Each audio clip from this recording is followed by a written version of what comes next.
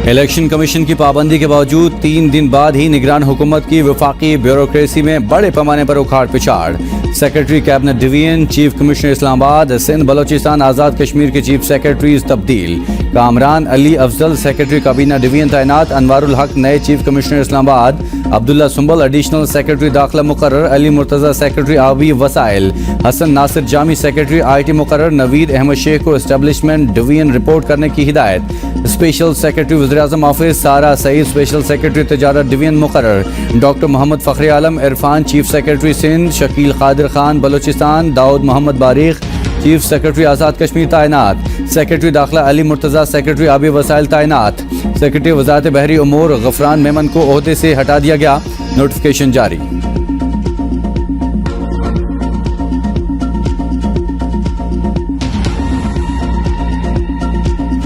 Election कब होंगे, सियासतदान बेयकीनी का शिकार। साबिक वफाकी वजीर सैयद खुर्शीद शाह कहते हैं इलेक्शन का वाज़े तौर पर मालूम नहीं कब होंगे, लेकिन 7 से 8 माह बाद जरूर होंगे। साबिक वजीर परवेज खट्टर कहते हैं अगर इलेक्शन होने होते तो इस वक्त इंतखाबी मुहिम शुरू हो चुकी होती। मुझे तो फरवरी में भी इंतखाबात होते नजर नहीं आ रहे। सबको पता है इलेक्शन नहीं होने। मर्दमशुमारी का मसला भी दरपेश आया है। इस वजह से इलेक्शन मजीद 4-5 माह ताखीर का शिकार हो सकते हैं। वज़ीर आला सिंध मकबूल बाकर कहते हैं कबल अज़ वक्त बेबुनियाद खदशात नहीं पालने चाहिए। इंतखाबात की तारीख का तयन करना इलेक्शन कमीशन का काम है, उनकी मुआवनत हमारा फ़र्ज़ है, लेकिन यकीनी तौर पर किसी गैर आइनी और या गैर कानूनी अमल का हिस्सा नहीं बनूंगा। निगरान वज़ीर इत्तलात मुर्तज़ा सोलंकी ने कहा निगरान हुकूमत इलेक्शन कमीशन ऑफ पाकिस्तान के साथ मुल्क में साफ शफाफ इंतखाबात के लिए भरपूर ताउन करेगी। निगरान हुकूमत का सबसे बड़ा काम आइन में लिखा है, मुल्क को आवाम के मुंतखब नुमाइंदे चलाएंगे। शफाफ इंतखाबात के लिए नई हल्का बंदी लाजमी। नई हल्का बंदी और अपडेट वोटर लिस्ट के बगैर पार्टीज को असम्बलियों में असल नुमाइंदगी नहीं मिलेगी। इलेक्शन कमीशन ने नई हल्का बंदियाँ कराने का तहरीरी फैसला जारी कर दिया। फैसले के मुताबिक नई मर्दमशुमारी के बाद आबादी में तब्दीली के साथ हल्कों की अजला की सतह पर भी तब्दीली हुई।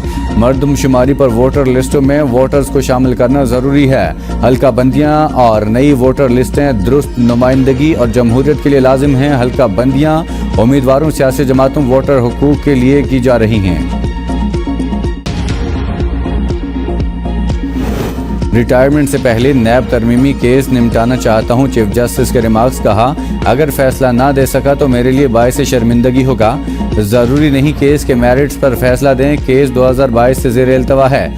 जस्टिस मंसूर अली शाह की नैब तरमीम केस में फुल कोर्ट बनाने की तजवीज़। रिमार्क्स दिए अदालत practice and procedure act case का फैसला करे या फुल कोर्ट तश्कील दे। सिविलियंस के मिलिट्री ट्रायल का केस भी फुल कोर्ट को सुनना चाहिए। Supreme court practice and procedure act का फैसला हो जाता तो आज मामला मुख्तलिफ होता। सुप्रीम कोर्ट का 28 अगस्त से रोजाना केस के समाअत का फैसला। आइंदा समाअत और फरीकैन से हतमी दलाइल तलब।